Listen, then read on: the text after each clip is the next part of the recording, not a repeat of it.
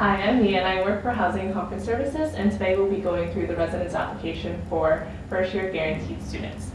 And so the first step is you would log on to the residence portal, which is residence.mcmaster.ca, and then you press login, and you log in using your Mac ID and your password, and press submit.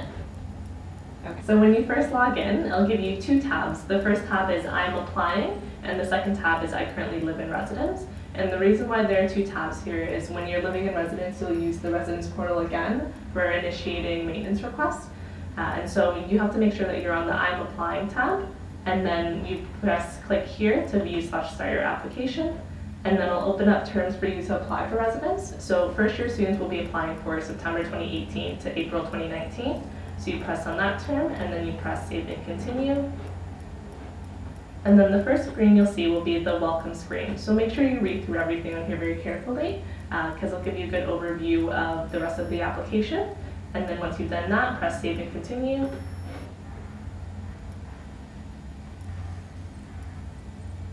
And then the next step will be your contact details. So a lot of this will be pre-populated from Mosaic, so you don't have to worry about inputting any of this. But there are certain tabs that you will have to input, like for example, your preferred first name, your gender, your level 1 program, and then sometimes emergency contact. And then at the end, you'll also click that you're aware that Housing and Conference can contact you at any time just to discuss your residence application. So you click on that box, and then you press save and continue. And then after contact details, you'll reach My Profile, and this section is just for us to gather some information about you so that we can best match you with a roommate. And so it just asks you various questions about your living habits, and then there are scales where you can move them to strongly agree or strongly disagree.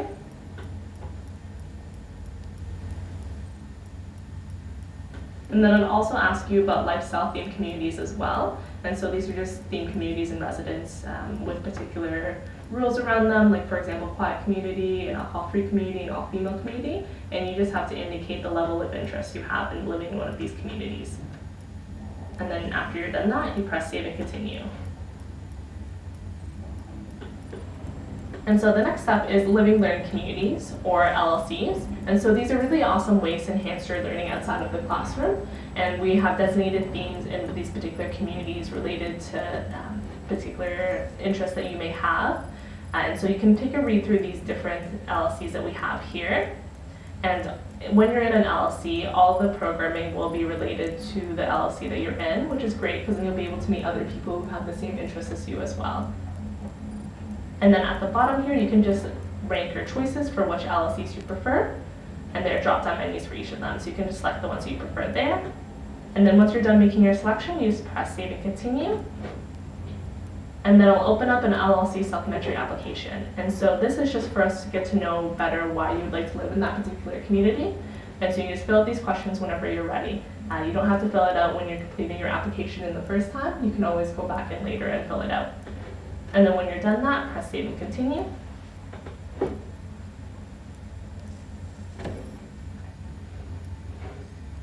And then the next step we're at is requesting a roommate. So if you are coming to McMaster and you know somebody else coming as well that you'd like to live with, if both of you are guaranteed residents, then you're welcome to request a roommate request. So how you would do that would be you just click on the Request a Roommate tab on the right-hand side here. And then you'll be able to enter in their student number, and then your roommate who you're requesting will also have to do the same step on their application. And then one person will get a request that says that somebody has requested to be their roommate, and you have to make sure that you go in and accept that request for it to be finalized. And then once you're done that, you just press save and continue. So the next tab that you get to is room type preferences. So at McMaster, all room type preferences are determined through a random lottery process. And so that means that this lottery process will take into consideration your room type preferences. But unfortunately, since it is a randomized lottery and we do have limited rooms, we can't guarantee that you'll get the room preferences that you've listed here, but they definitely are taken into consideration in the room assignment process. So you can select up to 5 unique room type preferences.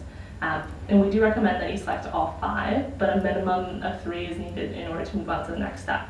So once you've selected your room type preferences, you just press save and continue. And then you'll reach the residence accommodation request section. So residence accommodation requests are for students who may need particular accommodations in residence, whether it be for medical, disability, dietary restrictions, or if you're over 6'2".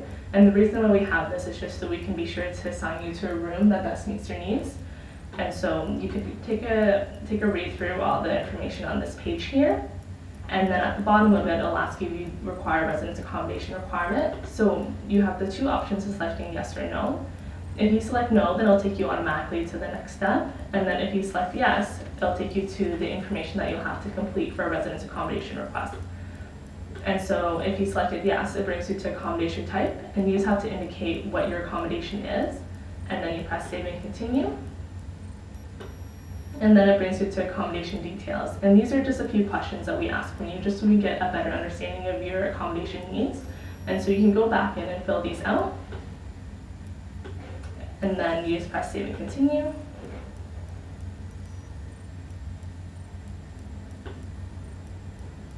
And then the last step for residence accommodation requests is providing supporting documentation.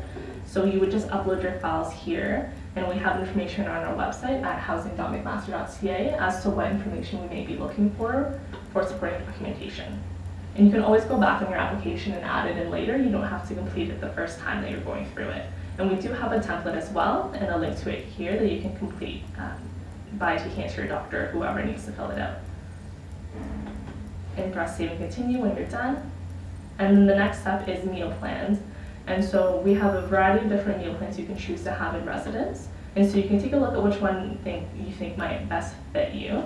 And then you have the option to select what meal plan you'd like here. And so you do have the option of selecting between a Group A meal plan or a Group B meal plan. And depending on what residence room you're in, you may only be eligible for one particular room type. And so you're just clicking on this box here to make sure that you understand that if you choose a Group B meal plan, but you're in a residence that only allows a Group A meal plan, that you're okay with them switching to the relevant one to the one you selected in Group B. And then we also provide some meal plan information here as well regarding dietary restrictions and nutritional information. And if you do require any dietary restrictions, then we do ask that you complete this step so that it can be forwarded to hospitality services. And we do strongly suggest that you contact hospitality services as well, or call to set up a meeting with a registered dietitian if you feel that's necessary. And then press save and continue when you're done that. And this part is just agreeing to the residence meal plan policy. So there is a link that you can click on. You can take a read through that. And then once you've taken a read through that, you just select the I agree with the residence meal plan policy, and then you press continue. And then we get to the residence agreement contract. So this is all the information that you're agreeing to when you agree to live in residence. So it's very important that you take a very thorough read through this. It has all the information that you'll need to know about the dates that you're allowed to be in residence, and other important timelines as well, and other important rules about the process for living in residence as well. And then at the end, you just press I agree with the residence agreement contract. And you also have the option to print this document in case you need to refer to it later as well. And after you've done that, you just press save and continue. Next, we're on the December break housing tab. And so this is a service that will allow you to stay in residence during the December break. So if you know that you can't return home, or if you'd like to stay on residence during this time, for whatever reason, then make sure you complete this part of the application. And so there is an additional fee for this service. So if you agree to this fee and you'd like to stay on residence during the December break, then make sure you press yes, I agree and accept, just at the bottom here, and then press save and continue. And then one of the final steps is the first year student deposit. And so for residents, in order to secure your space, you will have to submit a deposit by the deadline. And you can pay it online through the residence portal. And it is important to be mindful of the residence cancellation policy for deposit refunds as well. So for students who cancel by a particular deadline, you will receive a partial refund. And then for students who cancel after that particular deadline, you will not receive any refund. So for students who are thinking about McMaster and securing their space, it is important that you know for sure that you would like to come to McMaster and live in residence before submitting this deposit. And you're always welcome to go back into your application afterwards and complete this deposit step. And so when you know you're ready to commit, you press pay now, and then it will populate a payment step for you. And so you can pay using the payment methods above listed here.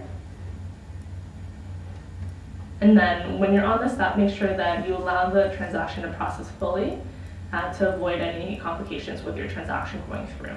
And then once your transaction has processed, you'll get this receipt, and it's really important that you print out this receipt now if you want to keep it for your records, because this is the only time this receipt will populate in the application. So press print this page to keep a copy of your receipt, and then once you're done that, you press save and continue. And then last page is submitting your application. So once you're okay with everything, you press submit, and then you're all done. And when you log into the application in the future, it'll bring you to the application status page, and this is where you can monitor your application status.